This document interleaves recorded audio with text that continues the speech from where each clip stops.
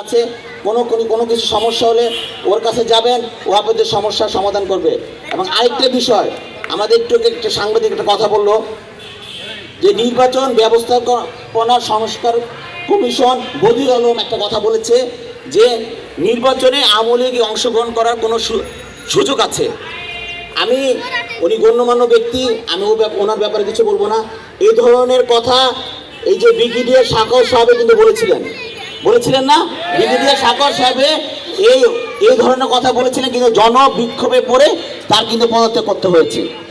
উনি সম্মানীয় ব্যক্তি, আমি বলবো না যে আপনি পদত্যাগ করেন, কিন্তু জাতীয়তাবাদী দল সেই শহীদ রাষ্ট্রপতি জিয়া রহমানের আমল থেকে শুরু করে এই যে শেখ মুজিবর বাকশাল কায়েম করেছিল, জিয়া রহমান এসে এই বাকশাল কায়েম বন্ধ করে দিয়ে গণতন্ত্র কায়েম করেছিলেন এবং বহুদলীয় গণতন্ত্র প্রবর্তন করেছিলেন। সকল দলের অংশগ্রহণে নির্বাচন, আমরাও চাই যে সকল দল নির্বাচন অংশগ্রহণ করবে, কিন্তু আওয়ামী লীগ অংশগ্রহণ করতে পারবে কি পারবে না জনসাধারণ তা বিবেচনা করবে।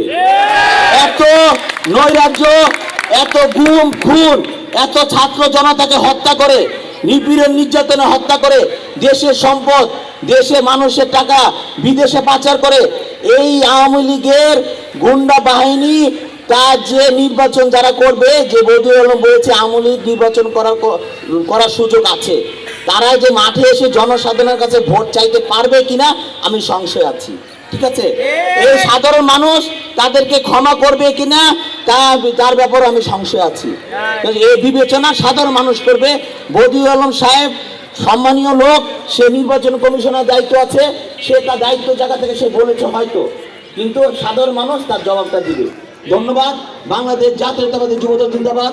শহীদ জিয়া অমর হোক। দেশ নায়ক জনতা তারেক রহমান জিন্দাবাদ। ধন্যবাদ মিরাজ ভাইকে তার মূল্যবান বক্তব্য দেওয়ার জন্য।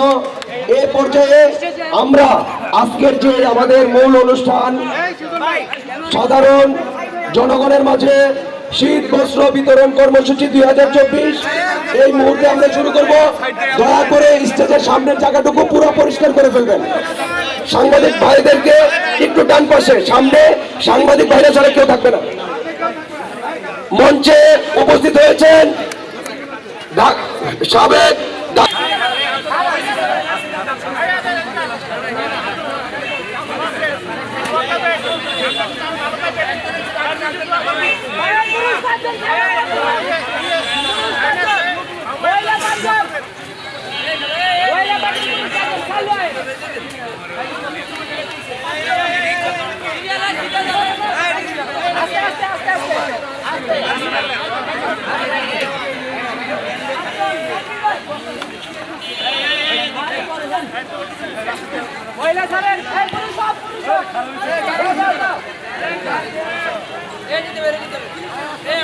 মহিলা 5 জন মহিলা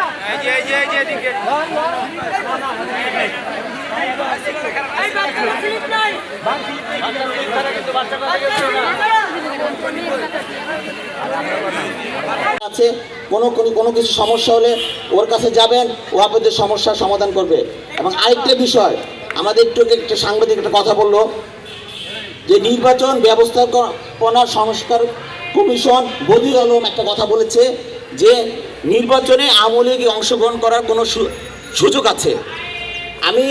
উনি গণ্যমান্য ব্যক্তি, আমি ওনার ব্যাপারে কিছু বলবো না। এই ধরনের কথা এই যে ব্রিগেডিয়ার সাকর সাহেব কিন্তু বলেছিলেন না, ব্রিগেডিয়ার সাকর সাহেব এই ধরনের কথা বলেছিলেন, কিন্তু জনবিক্ষোভে পড়ে তার কিন্তু পদত্যাগ করতে হয়েছে।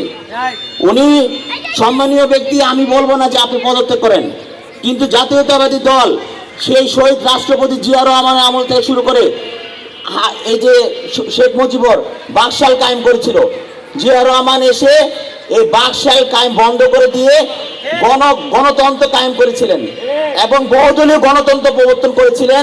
সকল দলের অংশগ্রহণে নির্বাচন, আমরাও চাই যে সকল দল নির্বাচন অংশগ্রহণ করবে, কিন্তু আওয়ামী লীগ অংশগ্রহণ করতে পারবে কি পারবে না জনসাধারণ তা বিবেচনা করবে।